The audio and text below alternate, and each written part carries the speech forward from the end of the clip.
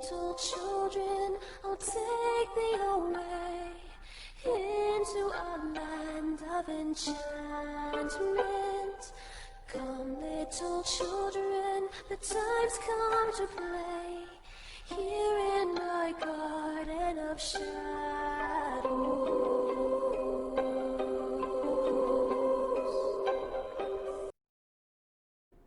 Hello, I'm Rinya, aka Media Adaptation, and welcome back to Moderation All Media's Fair Game. And we're in the middle of our 31 days of Halloween. We'll do a video each day based on your suggestions. And since it's that time of year, to look at another horror manga. Okay, we really don't need a reason to do that, but it does help set the mood. This is the first two chapters of a story called Magical Girl Apocalypse. The title would suggest that something along the lines of the ever-growing battle between magical girls and the villain of the week, leading to widespread destruction among the survivors. Sadly, that's not the case. Though, that would make for an interesting story. No, our manga begins with a high school boy named Kagami.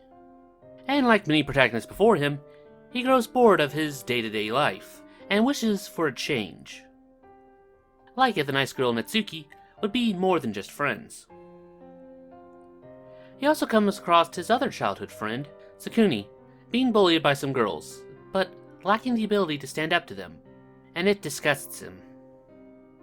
Later during the test, he glances outside and sees the teacher stop a small girl wearing a Lolita dress.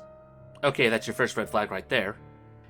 She's holding an umbrella cane, which seems to be attached to an iron ball and a bomb strapped to it, and in one motion explodes the teacher's head. It then looks up at him and whispers, "Magical." Unsure if this was just a dream or just stress, he decides to run to the bathroom to clear his head. The girl uses the cane like Thor's hammer and flies through the 4th floor window. Hearing the crash, he grabs a bat from the supply closet and heads back, only to find her slaughtering all of them. It then sees him and starts to move, but then stops after hearing a clang, as Natsuki is still alive, hiding behind a desk. She charges at her, weapon drawn, but he finally mans up and knocks its head off, which crashes into a heap of smoke. We see her smiling face, but as the dust settles, we see that her cane crushed the other side of her head. He starts to bash the magical girl repeatedly for all the friends that he has lost, but then hears a sound behind him as Takune comes out of the supply closet. And thankfully, no, this doesn't go into a Dead Man Wonderland territory, with people blaming him because he's now covered in blood.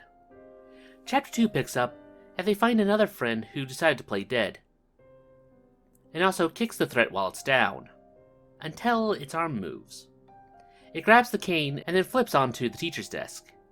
It waves it above her head, as tendrils pour out of her neck, forming a new head, and again chokes out the words, "Magical." It then flails its new appendage wildly. Then behind them, another person gets up, their friend, Nakajime, looking a bit worse for wear as he's missing a chunk out of his side. His eyes roll back, and he chants, "Magical," before crushing in his head.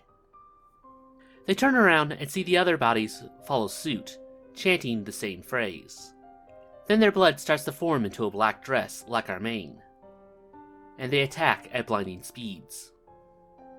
They run out of the room and find that the entire building is overrun by them. Though it is cathartic to see our bully get her head ripped off. Our girl trips, and he saves her, only for another one to jump through the window, and they're in turn saved by a kid with a makeshift spear. They run to the home ec, and he bangs on the door, shouting at them to let him back in. They eventually do, but only after a close call. The reason he went out was to grab one of the teacher's keys, so that they can make their escape.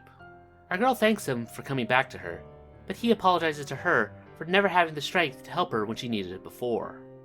Another kid checks the emergency line, and reports from other buildings start pouring in, meaning that this isn't some one-off thing. The magical girl finally breaks in, and the group jumps out of the 2nd floor window, but they're so busy looking behind them that they didn't look to the sky, as a massive pentagram hovers over the city, which then starts to break. All in all, I think the story works out. Yes, it's hard not to draw parallels to other stories like Dead Man Wonderland or High School of the Dead. But I feel like the story's more unique aspects is about to get revealed. and I can't wait till we come back to the story to find out. And that about does it for this video. If you have any other suggestions, feel free to put it down in the comments below. And while you're down there, why not give us a like, and make sure you're still subscribed to the channel. With YouTube deleting our other one for no real reason, we're still far from where we were. But I guess I'll see you guys in the next one. Anyway, I'm Runya, and invite you to join us again for the next night. Weep not, poor children, for life is this way.